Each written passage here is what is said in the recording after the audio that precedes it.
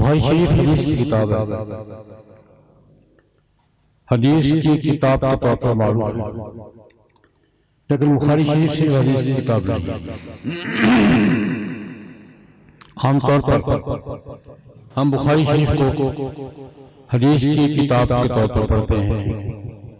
احادیث نبویہ کا سب سے مستند مجموعہ ہے، سینکڑوں مجموعے، سینکڑوں محدثین نے اپنے اپنے ذوق کے مطابق، اپنی اپنی سند کے مطابق، اپنی اپنی سطح کے مطابق حدیث کے ذخیرے مرتب کیے ہیں۔ ان کی تعداد سینکڑوں میں، لیکن امت کا اتفاق ہے کہ ان میں سب سے مستند ترین مجموعہ کون سا ہے؟ الجامع صحیح البخاری۔ ہزاروں احادیث ہیں، اس لیے کیونکہ احادیث ہی کا مجموعہ ہے، اس لیے ہم عام طور پر اس کو حدیث کی کتاب بھی سمجھتے ہیں، ہے بھی، اس میں شک نہیں ہے۔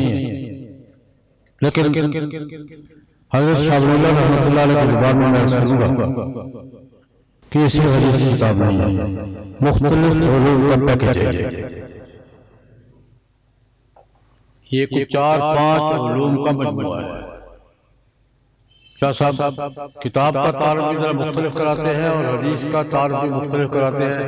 میں اس زبان میں بات کروں گا آج۔ شاہ صاحب فرماتے ہیں یہ سب سے پہلے ہے تفسیر کی کتاب۔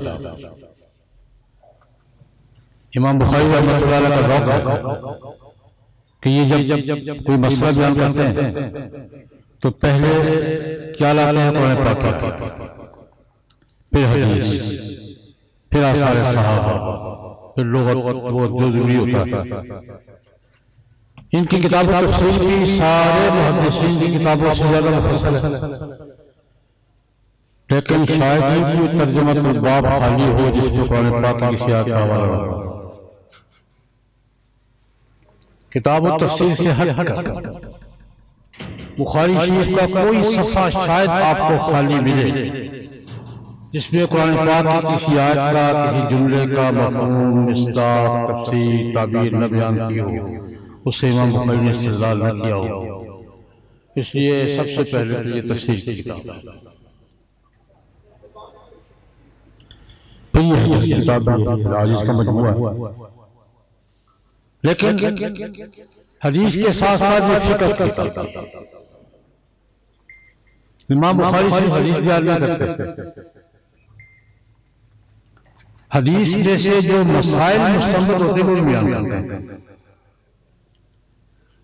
ایک حدیث بیان کرنا، یہ جناب نبی کریم کے ارشاد گرامی، یہ اس کی سند ہے۔ محدث کا کام یہ ہے، محدث کے 3 کام ہیں: روایت بیان کرنا کہ رسول اللہ صلی اللہ علیہ وسلم کی ارشاد گرامی یا حضور کا یہ عمل مبارک مجھے اس سند سے پہنچا ہے۔ روایت کے ساتھ سند، اور پھر تیسرا درجہ بعض محدثین کرتے ہیں، بعض نہیں کرتے۔ اس کا درجہ کیا ہے؟ مثلا امام ترمذی بیان کرے گا کہ حسن ہے، ضعیف ہے، غریب ہے، بہت سے محدثین نہیں کرتے۔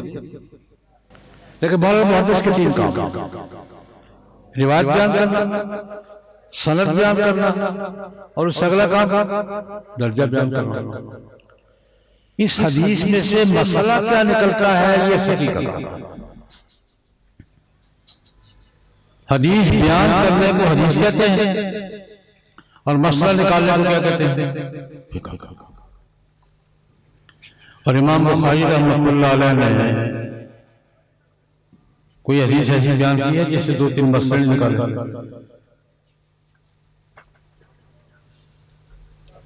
اس حدیث ایک حدیث سے 10 مسئلے، 5 یہ مسئلہ بھی نکلتا ہے، یہ مسئلہ بھی نکلتا ہے، یہ مسئلہ بھی نکلتا ہے، یہ مسئلہ بھی نکلتا ہے۔ استدلال اور استخراج اور استنباط امام بخاری کا خاص ذوق، اور ان کے خاص ذوق پر میں علماء بیٹھے ہیں، کیونکہ میرے دل میں کام یہی ہے کہ میں نے یہی باتیں کرنی ہیں۔ بخاری شریف میں سب سے بڑا مشکل مسئلہ کیا ہوتا ہے؟ امام بخاری نے حدیث کے کس لفظ سے مسئلہ نکالا ہے؟ ہم اصطلاحی معنی میں ترجمۃ الباب سے حدیث کا تعلق کیا ہے؟ حدیث سے ترجمۃ الباب کا تعلق کیا ہے؟ ہماری اصطلاح ہے، یہ ٹرم ہے، لیکن اصل معنی کیا ہے؟ امام بخاری نے یہ جو مسئلہ بیان کیا ہے حدیث کے کون سے لفظ سے نکالا ہے؟ یہ امام بخاری کا ذوق ہے، اور ایک ایک حدیث سے 5 مسئلے 10 مسئلے عام ہیں۔ ایک روایت بخاری کی ہے، معروف روایت ہے، حدیث بریہ، امام بخاری نے 10-11 جگہ الگ الگ بیان کی ہے۔ حافظ ابن حجر فرماتے ہیں اس ایک روایت سے فقہاء نے 100 سے زیادہ مسئلے مستنبط کیے۔ روایت ایک ہی، اس مسئلے کتنے مستنبط کیے؟ حدیث روایت بیان کرنا حدیث ہے، اس میں سے مسئلہ بیان کرنا یہ کیا ہے؟ فقہ کو الگ چیز نہیں ہے، مغالطہ ہو جاتا ہے لوگوں کو متوازی چیزیں۔ حدیث میں سے نکلا ہوا مسئلہ فقہ کا، جیسے دودھ میں سے نکلا ہوا مکھن نظر الگ آتا ہے لیکن ہوتا کیا ہے؟ دودھ کا نچوڑ۔